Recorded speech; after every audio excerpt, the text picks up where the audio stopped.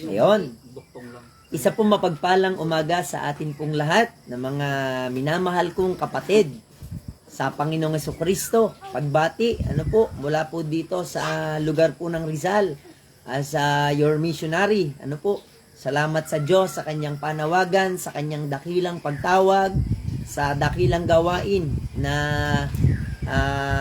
gamitin tayo para sa kaligtasan po ng maraming kaluluwa na naliligaw. Hanggat walang tamang ebanghelyo, tiyak ang tao po ay napapahamak. Kaya nagpapasalamat po tayo na kahit po medyo mahirap ang ating sitwasyon, kumbaga po bata pa lamang, iniwanan na. At matuto nang maghanap buhay ang mga anak. Parang ganun So kanya-kanya na kayong trabaho diyan. At kami po naman dito ay magsisimula uli ng panibagong negosyo. Ayun. So parang ganun. Negosyo para sa Panginoon. So ngayon pong umaga pong ito, salamat at purihin ang Panginoon. Yung meron po tayong buhay ay isang malaking pagpapala. Yung tayo ay nagising pa. Yung tayo po ay malakas. Yung tayo po ay may kapayapaan ng puso. Yung ang atin pong pamilya ay nagkakasundo-sundo ay isa pong malaking pagpapala. Sa ating mga buhay. Higit po sa ika nga po ay mabibilang na material na bagay na tayo po ay magkaroon ng tinatawag na kapayapaang mula sa Diyos. Kaya salamat sa Panginoon dahil tayo po ay nagkakasama-sama. So ngayon, ang ating pong paksa na pag-uusapan po ngayon ay we are in the chapter 59 of the book of Psalms. Psalms chapter 59. So ito po ay may tatlong bahagi na pwede po nating masummarize. Ito po ay binubuo po ng 17 verses. Okay? So number 1 po ay ang pangungusap na iligtas mula sa mga kaaway. Pangalawa ay ang pagliligtas ng Diyos sa mga matutuwid. Kaya alam nyo, kaya pala sinabi ng Panginoon ang matuwid ay matapang na parang leon. Kapag wala kang ginagawang masama at ikaw ay nasa katwiran, hindi ka dapat matakot. At ayan, pagpupuri sa Diyos dahil tunay ang kanyang pagliligtas. Napaka-laking biyaya po nito sa ating buhay na atin po itong malaman. So bago po tayo magpatuloy, dire-diretso na po tayo, manalangin po muna tayo. Panginoong Diyos, aming Ama sa langit, salamat po ng marami sa iyong kabutihan sa aming buhay. Salamat po dahil kami, Panginoon, ay binuhay mo pa. Bagaman hindi na po kami karapat-dapat. Tingnan lang namin, Panginoon, ang aming mga sarili bilang makasalanan. Kami po ay madalas ay palpak. Kami po madalas po ay ingrato sa iyo. At kami, Panginoon, ay madalas ay kung ano po yung mali, yun po yung aming gustong gawin sa aming buhay. Pero, Panginoon, salamat sa iyong habag at awa, yung banal na espiritu na kumikilo sa aming puso, na magpasya kami na wag po namin gawin ang masama. Sapagkat ang masama, Panginoon, ang aming gagawin ay masama din po ang aming aanihin, Panginoon.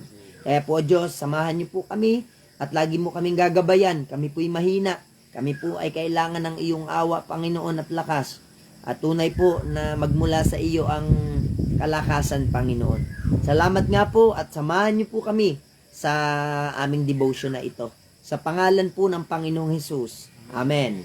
Okay, a wonderful morning to every one of us. At salamat sa Diyos sa umaga pong ito na patuloy niya tayong turuan. Patuloy niya po tayong bigyan ng kaunawaan patungkol sa buhay na ito. At lagi ko pong nababanggit sa akin pong pagtuturo, hindi po kung kailan tayo nakakilala na sa Panginoon ay kumaunti ang ating kaaway. Kung papansinin po natin ang Book of Psalms, ito'y pangungusap ng psalmist sa bagay na tinatawag na mga kaaway. May mga kaaway talaga. In reality, mga kapatid, nung wala pa tayo sa Diyos, iisa lang ang kaaway natin. In the book of Romans chapter 5, pinapagkasundo tayo nung tayo'y mga kaaway pa ng Diyos. The very fact na ang tao ay ayaw magpasakop sa Diyos dahil yun sa kaaway sila ng Diyos. Kaya salamat sa Diyos sapagkat alam niyo po, ang tao po, mga kapatid, ay kumikilala na sa Panginoon. It is because of the Lord Jesus Christ na atin pong tinanggap sa ating mga buhay. Maalala ko po yung aming experience, agang-aga po, pinuntahan kami ng mga saksi ni Jehovah na kung saan po tuturuan kami ng Bible. At ang isinare po sa amin tungkol sa mga problema.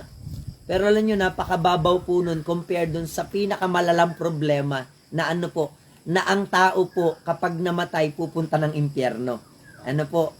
Basic na lang po yung may bagyo, basic na lang po yung ang mag-asaway away ng away, basic na lamang po yung wala tayong makain. Pero alam nyo po, ang major problem ng tao ay meron pong kaaway ang Diyos. Yan po ay ang Diablo, na siya pong ika nga po ay kumbaga po sa agila, yung kuko ng agila ay nakakapit kaya hindi makawala. Ganyan po ang ilustrasyon po ng tao na alipin po ng kasalanan. Kaya nga po mga minamahal, hindi ba dapat ipagpasalamat natin ang kaligtasan na ating tinanggap mula sa Panginoong Hesukristo, na tayo po ay kanyang binigyan ng katiyakan sa buhay na walang hanggan. At yun nga po, nakakatuwa pong usap namin noong siniran ko na po ng kaligtasan. Ang sabi po sa akin, kung kayo po'y makikipagdebate sa amin, ay hindi ho kami, sabi ko, hindi naman po ito debate. Ito po ay pagbabahagi lamang sa inyo ng tungkol sa ating kaluluwa, patungkol sa nagiintay na kapahamakan sa impyerno. Tumatawa lang po sila at sila hindi naniniwala dahil sila daw po hindi sa langit pupunta. Sa lupa lang daw sila pupunta. Could you imagine, purihin ang Panginoon, sila po ay devoted, mas masipag pa sa mga baptist humayo. Imagine nyo, alas 8 ng umaga, humahayo na. Ang mga baptist, tulog pa alas 10 na ng umaga. Pagkalinggo po ay alas 11 na ang dating sa church. Pag sa trabaho'y madaling araw, naroon na para kumita ng pera. Di mo kang kwarta pagkagayon. Yan ang mga magagandang pangangaral. Walang keme-keme. Bakit po? Sa panahon natin ngayon, kung noon po, masama na ang tao. Di mas masama po ngayon ang tao. Bakit? Para kayo maging manyakis, hindi mo na kailangan pumunta ng beer house. Manood ka lang na manood dyan sa cellphone ng kung ano-ano maya-maya kung saan ka na makakarating Di ba? So, ang tao po ay talagang kailangan po ng ganyang pangangaral. So, ngayon, di ating puntahan ang mensahe. 3 lang po yung bahagi po na ito. Ayon po sa aking pong aklat na pinag-aaralan. A plea for deliverance from enemies. God's defense of the righteous and praise for God's defense. So, punta muna tayo sa unang puntos po natin ngayong pong umaga pong ito. So, ito po ay kwento tungkol po sa pagpatay kay King David ng kanyang mentor na si Saul. Okay? Nakakalungkot mang katotohanan, reality po, na may mga taong hindi ka naman inaano dahil po nauungusan ka, nagagalit. And that is the reality sa buhay po ni King Saul. Na nung si David po ay gumera, ang kaya lang patay ni Saul ay libo-libo. Samantalang si David, ang kaya niyang puksain na mga kaaway ay 10,000 ng 10,000. And dumating sa point, in reality mga kapatid, kaya nasulat po ito, okay lang sana na tayo po ay awayin dahil gumawa tayo ng kasalanan. Pero napakabigat nung gumagawa ka na ng tama, ikaw pa ang masama. Nagsisimba ka naman linggo-linggo, yun lang naman ang ginagawa mo, mamasamain ka pa. Samantalang yung maghapon pong magbisyo, maghapong tumambay, parang legal. Samantalang sa Diyos, yun nga po ang masama. Di ba? Lagi ko nga pong nauulit. Bakit ba kapag ka nagsalita tayo against sa mga bakla at tomboy, tayo ang masasamang tao. Tapos, yun pong patayin ang sanggol sa sinapupunan, gusto'y gawing legal. Ano ho? Yung masama, ginagawang mabuti, at yung mabuti, ginagawang masama. Amen. Natanggapin na po natin ang realidad, mga kapatid. We are living in this world na ang tao po, baligtad ang utak. Yung masama, mabuti. Yung mabuti, yun ang masama.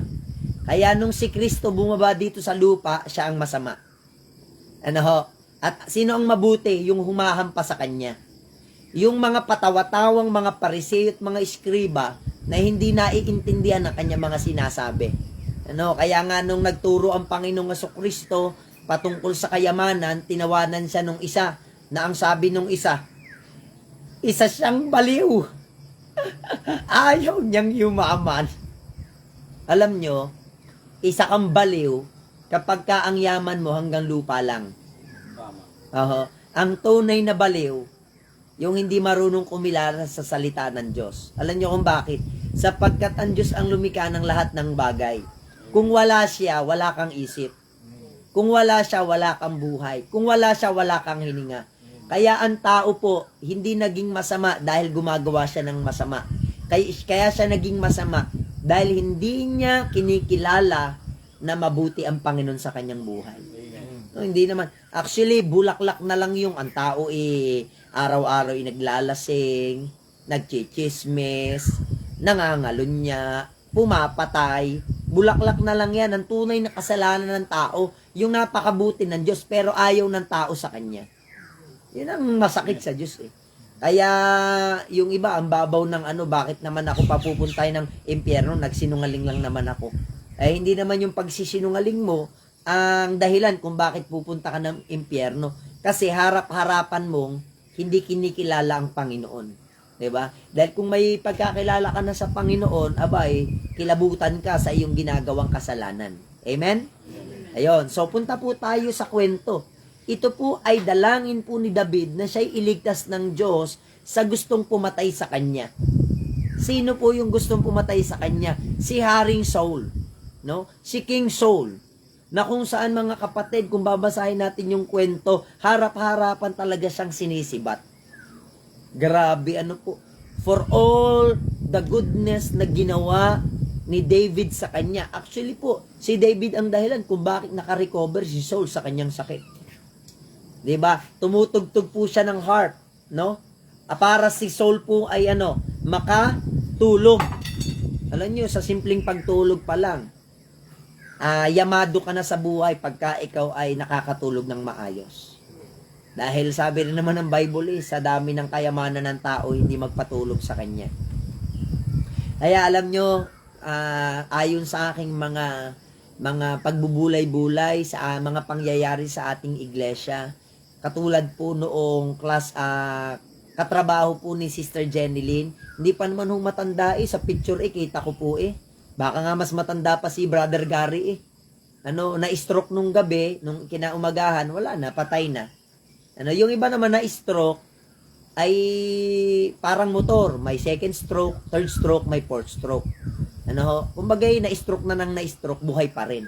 Pero nakapakatindi po nun. Alam niyo kung bakit? Sapagkat yung ikaw nagtatrabaho lang, hindi mo alam, mamaya palang gabi, mamamatay ka na. At yan ay hindi naiintindihan ng maraming tao. So, ang nakakalungkot nga po niyan, yung namatay, alam nyo hindi naman porke nananalangin, nakakilala na sa Diyos. Dahil sa Biblia, may mga pariseyo po nananalangin sa Diyos.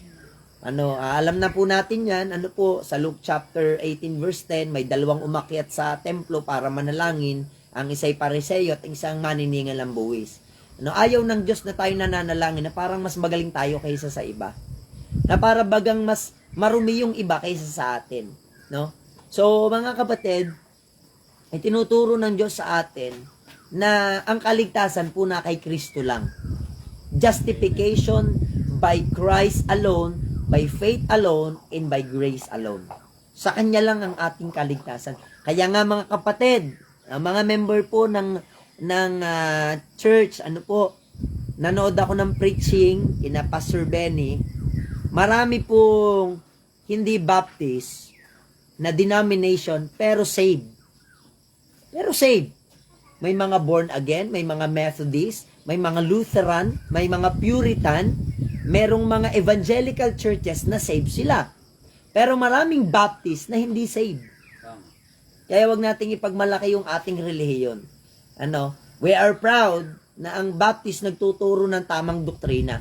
Pero kung tayo-tayo lang ipagmamalaki natin, wala tayong sukat ipagmalaki. Maliban na po sa krus ni Kristo ang ating kapurihan. Okay, so ngayon, ito na nga po ang problema.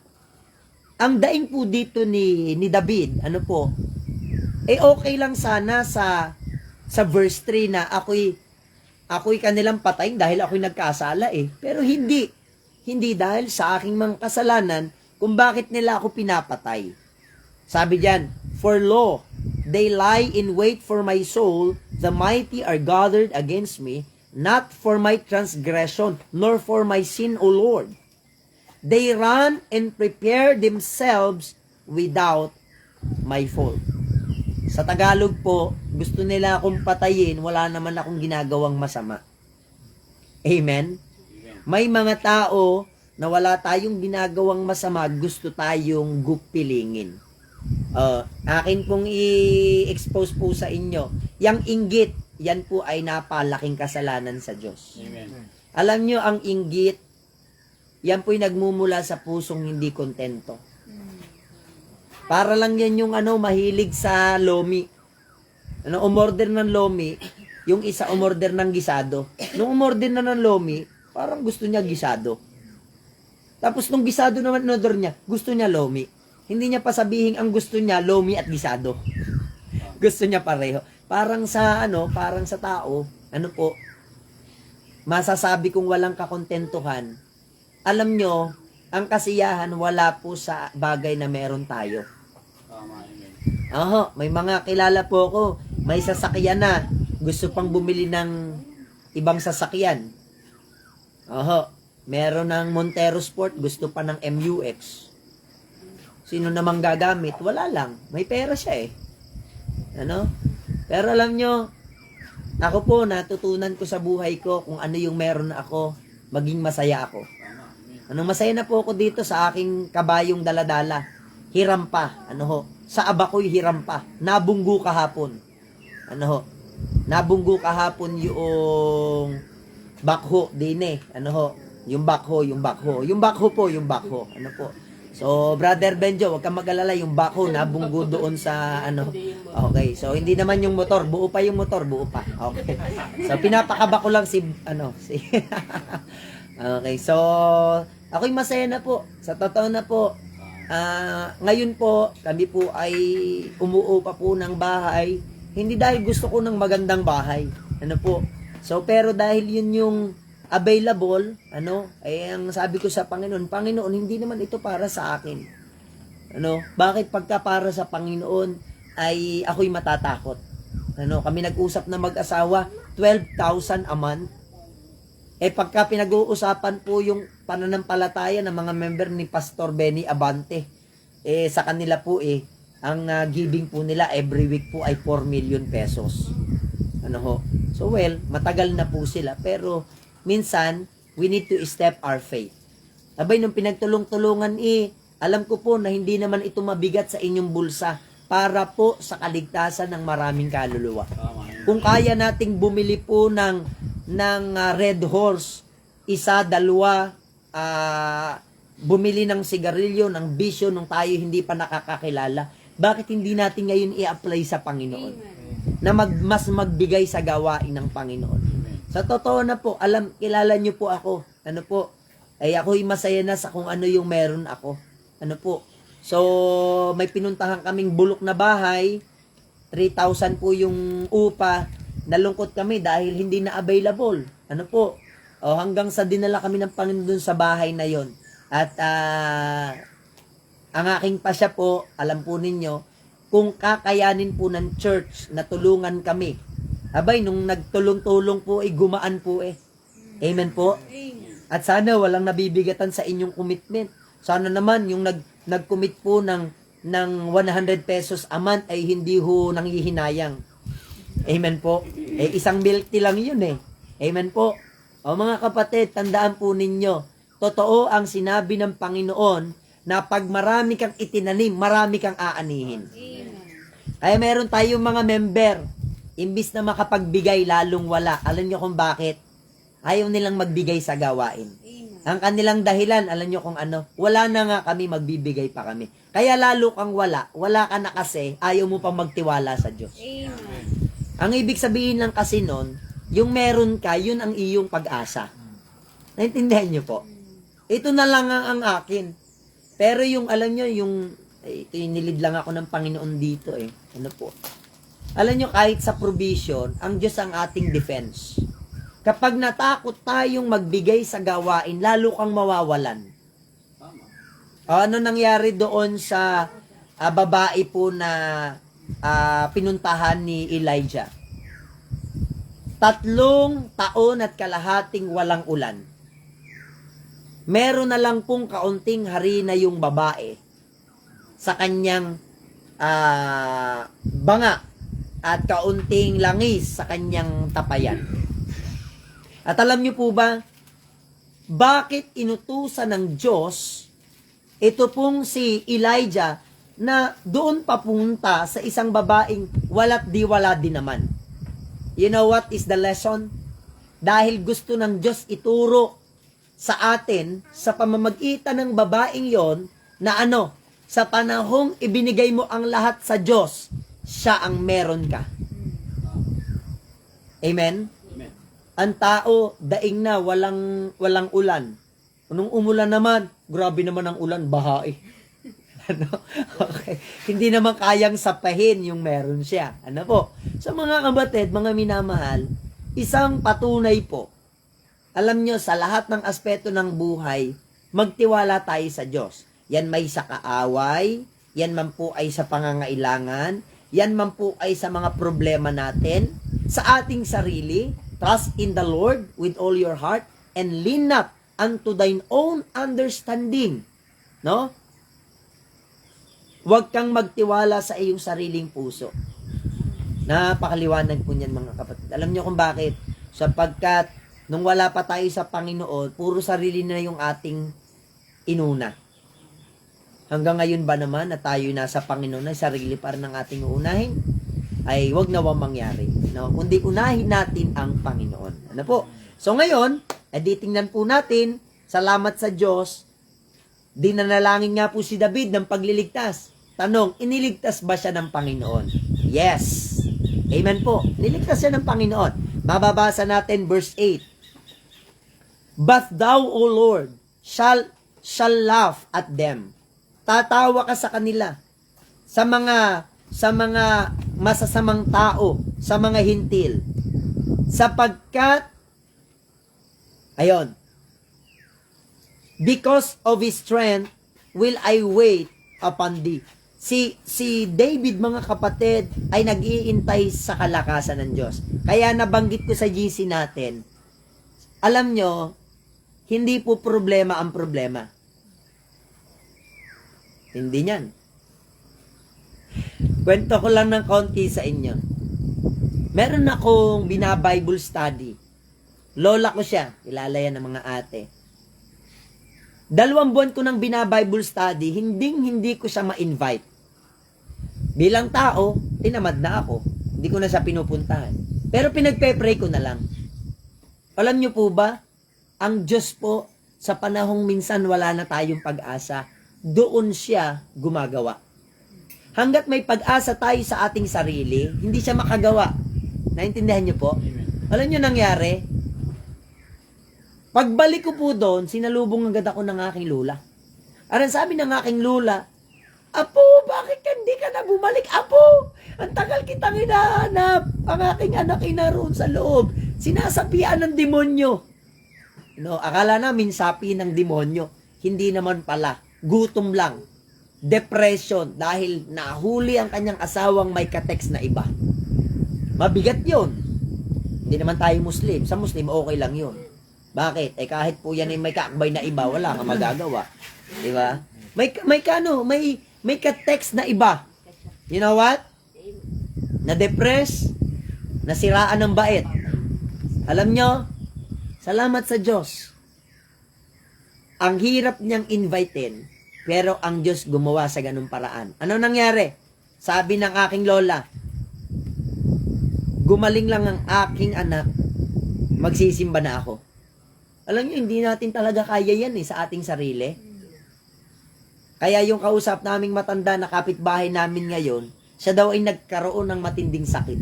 Alam sabi niya, Panginoon, pagalingin mo lang ako, linggo-linggo ako sisimba. Nakakilala sa Panginoon. O kahapon, may dala sa aming talbos ng kamote. May dala po sa aming mga prutas. Amen. Amen po? Minsan, may mangyayaring masama sa mga taong masasama para sila po iligtas ng Panginoon. Mga kapatid, ang problema ay hindi problema sa taong nakakaintindi ng kalooban ng Diyos.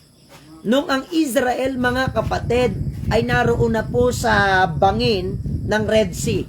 Ano ang sabi ng mga tao? Walang hiya ka, Moses. Kaya mo kami dinala dito, matalino ka din ano. Alam mo kasi na walang libingan sa Ehipto. Dahil dun sa Ehipto, puro Katoliko lang ang pwedeng ilibing doon. Tayo mga Israel, hindi tayo ililibing. Bakit? Maghanap daw tayo ng sariling libingan. Di ba? So mga kapatid, ang nangyari po mga kapatid, ay ito, inilagay sila ng Diyos sa isang sitwasyon. For what reason? Para makita ng Diyos, makita ng mga tao ang kanyang pagliligtas. Sabi ni Moses, dahil naiintindihan niya, kaya tayo dinala dito ng Diyos, dahil ipapakita niya ang kanyang kapangyarihan. Praise the Lord. Meron ba tayong mga problema? Amen. Ano? Meron ba tayong mga pinagdadaanan? Amen. And maybe God is answering our prayer. Ano kasi, alam nyo, ang Diyos, pag tumugon ng ating prayer, minsan, sa ibang paraan. Ano po? Sa paraan na masakit, sa paraan na hindi natin gusto. Pero anong gagawin? Doon lang ang tao mababago. Kaya nga lagi kong pangangaral, mga kapatid, sa hindi nyo pagsunod sa Diyos, huwag nyo nang ibubuwis ang buhay ng inyong pamilya. Mga kapatid, marami na pong patotoo sa ating GC na nababasa ako. May mga member tayo, kahit paulit-ulit na si Brother Nano, mga member, attend kayo sa hapon. Ano ganito ninyong pinagagagawa sa inyo? Ako'y merong baboy pero ako'y na may nakaka-attend maghapon Amen? Si Brother Nano namumuti na ang buhok sa mga member. Bakit po? Pagka sa trabaho maghapon, pag sa church, tanghali lang, nagmamadali pa. Amen? Amen. Dahil minsan, siraan truck. Amen? At kaya hindi makasimba, ay dahil may trabaho. Kapatid, huwag ninyong ipagpalit ang buhay sa hanap buhay. Yung gay mahirap intindihin. Diba? Sana maintindihan niyo po ako.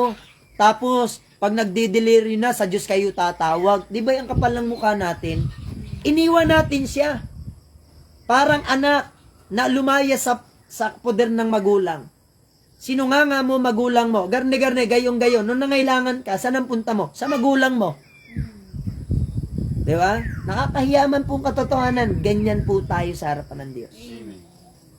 Mga batid, sana maintindihan po natin, dinedepensahan tayo ng Diyos kapag marunong tayo magtiwala sa Kanya. Si David, salamat sa Diyos. Alam nyo, kung hindi siya iningatan ng Panginoon, patay na sana siya. Ikaw ba naman, kumakain laang diyan, ikisisibatin na laang. Diba? Sabi ni, wala na itong ligtas. Alam nyo, ang ganda ng ugali ni David. Anumang ginagawang masama sa inyo ng inyong kapwa, gantihan nyo pa rin ng mabuti. Alam nyo kung ano ang magandang ginawa ni David? Merong mga taong aliporis siya. Kasi si David, may mga tao rin siya. May mga tauhan din siya. May mga tagasunod siya. Abay, sabi nung isa niyang tauhan, ako na ang titira? Ay, wag. Hindi, pwede na sabihin ni David, sige nga, ano naman ako na may gustong patayin din, patayin mo na rin. Hindi ganun na sinabi ni David, wag mong gagawin niya, wag mong lalapatan ng ang pinahira ng langis ng Panginoon. You know what? Naandun po sa kuweba po si Saul, napagod sa paghahunting kay David. Ang ginawa ni David, pumunta siya doon sa loob po ng kuweba. At anong ginawa? Nilaslasan niya po yung laylayan ng damit po ni Haring Saul. At siya'y pumesto sa malayo at sinabi, kita mo ito? Nakuha ko yung damit mo. Ibig sabihin lang nun, nakuha ko nga yung damit mo, wala kang kaalam-alam. Di dali na nung saksakin kita sa liig. Mira, pumatay nga ng 10,000, yung pa kaya naman natutulog, hindi niya kayang patayin. So, ibig sabihin ko lang, nung ginawa yun ni David, alam nyo, siya po'y sising-sisi. Kahit pa parang kailangan ko pang patunayan yung aking kayabangan. Siya noon, nasaktan siya noon. Ang bihira, ganun kalambot ang puso ni David. Ano po? So nga lamang, sa pagiging tao, meron siyang kahinaan. Huwag mo siyang aaruhan ng Bathsheba at tiyak ay bibigay po siya. Kaya alam nyo, wag na tayong, kaya bilin ko lagi kay Brother Benjo. Lalo't may background si Brother Benjo. Anong ngumiti ka, Brother Benjo? Ikaw ang tinutukoy ko. Thou art the man. Okay, aaning ko ako. Ako'y unbeliever pa. Medyo malakas na ako sa panlaban sa ganyan. Medyo built-in na po sa akin. Dahil ang babae, pag lumalapit ako, lumalayo. Naintindihan niyo po yun? Kaya walang matukso. Pero alam nyo, si David po ay nagkasala. Pero ipinakita niya po yung kanyang puso na pag nakakagawa ng kasalanan, ito po, humihingi siya ng tawad sa Diyos. Maraming Kristiyano, siya na ang mali, siya pa ang magaling. Hindi na ako sisimba. Sakit naman magsalita ni pastor. Gayong-gayo, garni-garni.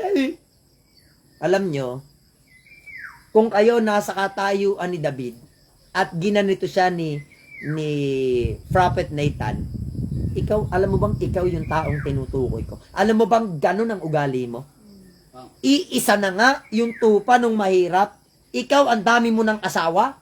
Yung si Uriah, iisa na ang kanyang asawa. Kinuha mo pa. Di kayo napakasakri mo.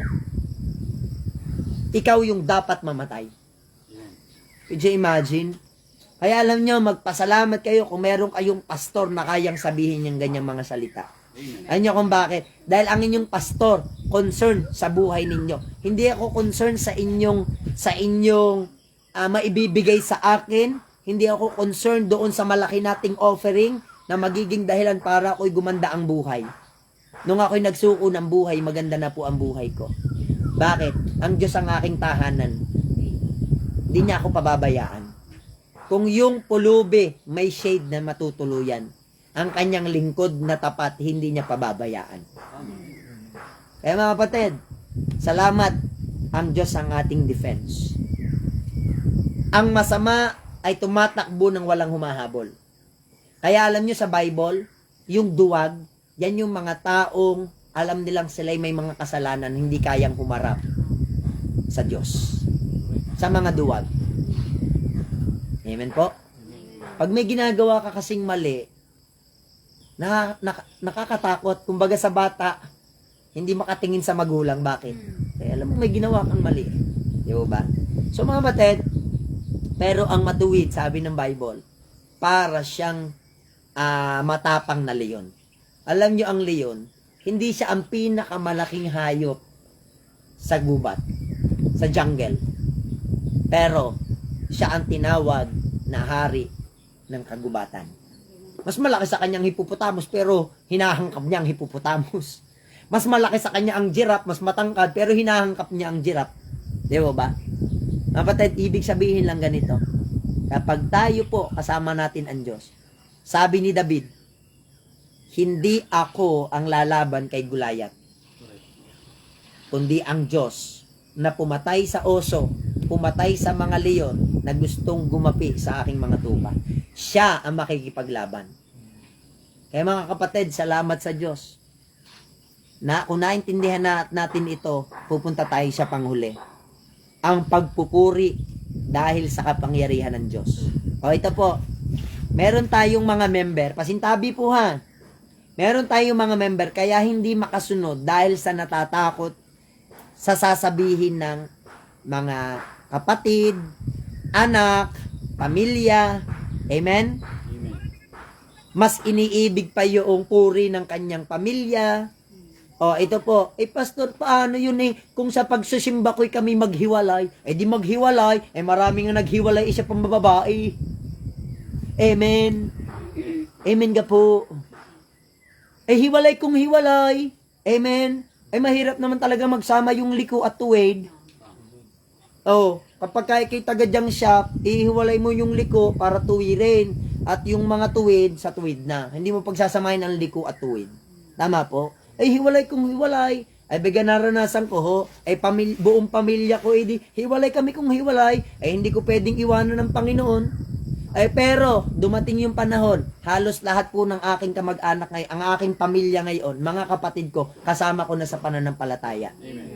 Bakit? Dahil darating ang panahon na sila po ay babangga sa pader at kakailanganin nila ang Diyos. At hahanap sila ng taong nagtiwala rin sa Diyos. At maaalala nilang, yun ang taong yun. Talagang kahit na aking siniraan, aking minura na, ay hindi bumigay sa kanyang pananampalataya. Doon ako magtitiwala. So mga kapatid, kaya purihin ng Panginoon. Kaya nangyari po itong Rizal Mission dahil ng aking kapatid na kumbaga po ay naging tulay para magkaroon din po ng ilaw sa lugar na ito. Apo. So purihin ng Panginoon, verse 16, but I will sing of thy power. Alam nyo, kapag tayo nasa Panginoon na, ang sarap kumanta ng mga awitin para sa Diyos. Yung Jesus Save, ang gandang kantahin niyan. We have heard the joyful sound, Jesus save, Jesus save. Ano pag save ka, masarap kantahin yan. Pero pag di ka save, Jesus save, Jesus save. Nangulangot pa. Kaya sa church, maraming hindi pa save. Pag nagkakantahan na, hindi makaingaw. Amen? Hindi makaingaw. Pero pag nagtitiktok, ganadong ganado. Magsasayaw ng kalaswaan, ganadong ganado. Pagka magmamarites, doon magagaling. Mga member, kapag meron pong mga nag-uusap-usap na po ng may buhay, maging aware po kayo sa damdamin ng iba na nakakarinig ng ating mga pinag-uusapan. Sapagkat nababali-balita ko marami na po sa inyo ang ika nga po malapit ng magkalipulan sa isa't isa. Sabi ni Apostol Pablo, yun ay paalala lamang. Na kung saan alam ng Diyos ang ating puso, kapag meron kayong concern, huwag ninyong i-open kung kani-kanino. I-open ninyo sa nagmamatanda sa iglesia. Maghanap kayo ng maputi na ang buhok. At doon nyo po i-open. Nagmamatanda sa iglesia. So mga kapatid, habang ako po'y wala diyan, hindi nyo pwedeng sabihin na, ligtas na po kayo sa ng diablo. Mas po kayo, prone kayo sa danger na na kayo po ay tirahin ng kaaway habang ako'y wala diyan. Opo. Alam nyo kung bakit? Marami diyang mga member. Wala naman si pastor. Amen? Kaya anong oras nang umattend? Yung iba, hindi na uma-attend. Amen? Amen po? Amen. Nakakalungkot mang katotohanan. Wala tayong pinagkaiba sa ibang relihiyon. Hindi naman ako kita ng ministro. Hindi naman ako kita ni Father. Alam nyo, kita ka ng Diyos. Dapat nating maintindihan na ang atin pong pananampalataya ay napakahalaga. So, panghuli po, but I will sing of thy power. Yeah, I will sing aloud of thy mercy in the morning. Kaya pag kumakanta tayo ng dakilang katapatan, dapat feel na feel natin. Sa diyang kay buti ng ating Panginoon, nagtatapat sa habang panahon. Hindi yung sadyang kay buti ng ating Panginoon. Parang hindi mo naiintindihan. Di ba? Sana, pagka nag-aawitan na, siguro Brother Nano, i-open mo sa akin sino yung pagka nag-congregational singing na walang pakialam. Nakakalungkot, may mga member tapos na ang congregational singing saka dadating. Tapos kapag dumating at napakinig ng preaching, sasabihin, kararating ko lang, ako na agad ang pinatamaan. Kasalanan ko bang kadadating mo lang? Amen. Huwag mo akong sisihin dahil kadadating mo lang. Mahiya po tayo na pagdating po sa pera, sa pangangailangan, pagdating po sa pansarili, sa pangkalayuan, maaga pa tayo alas 4. Pang alas 3 tayo. Pero pagdating sa Panginoon, tanghali na. Amen? Ayusin po natin sapagkat ang Diyos ay nag-iintay ng mga tunay na mananamba. Saan ko ba hinuhugot yon? Nung si Abraham po ay sumamba, gumising siya ng maagang maaga. Take note po, almost 2 weeks silang naglakad para lang makarating sa bundok ng Moriah.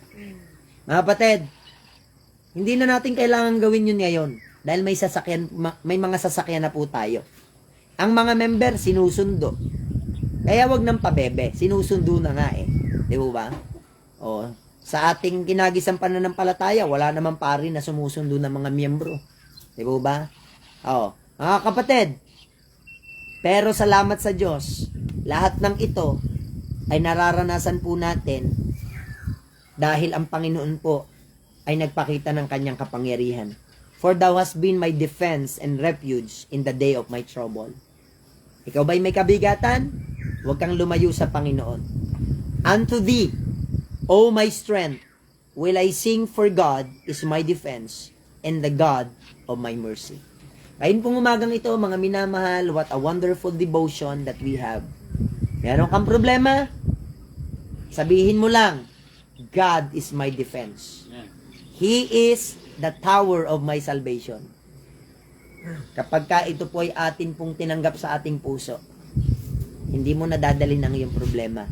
Let God bear our problems. Ano po?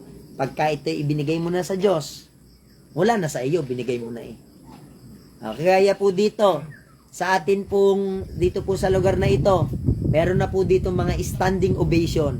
Kasi yung mga upuan po dito, nandun na po sa ating simbahan. Halos dinonate na po lahat doon yung upuan dahil kulang pa nga yung upuan. Ano po? So, pero nakakatuwa, kapag meron kang kabigatan, mawawala lang yan pag ibinigay mo sa Panginoon. Ano ho? So, kaya po sa mga may problema, kita-kits sa araw po ng prayer meeting. Amen? Amen. Kita-kits sa araw ng linggo para siya isambahin. Dahil nasa pagsamba ang pagtatagumpay ng ating pananampalataya. Tayo po'y manalangin. Ama naming Diyos sa langit, purihin ka. Salamat po na napakarami sapagkat sa panahon ng kabagabagan, Panginoon, meron kaming masisilungan. Maraming tao, Panginoon, pag may problema, hindi nila alam kung saan sila susuling. Hindi nila alam kung saan sila pupunta. Pero kami, Panginoon, nagpapasalamat. You are the shelter in the time of storm. Ikaw ang bato na kung saan hindi magigiba. You are the rock of our defense. May mga kaaway kami. At ang pinakamatindi naming kaaway, Panginoon, hindi po ang dyablo, ang aming mga sarili bilang nataniman ng kasalanan. O Diyos, turuan mo kaming magpakumbaba at sabihin, hindi po namin ito kaya. Ikaw lang, Panginoon, ang makakagawa nito sa aming buhay. O Diyos, pagpalain niyo po, alam kong gumagawa ka kung saan merong mga tensyon, kung saan may mga hindi maayos na mga pangyayari. Lord, I believe with all of my heart, you are there ikaw ay gumagawa sa lugar na yun, Panginoon. O Diyos, thank you nga po. I-bless you po ang aming mga viewers sa umagang ito. Nakita ko pong nag-view, Panginoon, ang aming pong kapatiran from Nueva Ecija, si Ma'am Melanie Bautista, si Pastor Saldi Punsalan. Pagpalain mo ang kanyang buhay, ang kanyang ministry bilang pastor, bilang church, Panginoon. Sila'y pagpalain mo. Pagpalain niyo po ang nanay natin na nanonood po ngayon. At ang bawat kapatiran na hindi ko po naalala, na nakita ko po na nag-view ng amin pong gawain sa umagang ito. Lord, we thank you and we bless your name this morning. And forgive us, Lord, kung meron kang nasumpungan sa aming kahinaan, pagkukulang at kasalanan, at inaari po namin, Panginoon, na kami po ay makasalanan, at ikaw lamang, Panginoon, ang kayang mag-ayos ng aming mga buhay. Sa iyo lang po ang kapurihan, ang aming pasasalamat. In Jesus' name we pray. Amen and amen.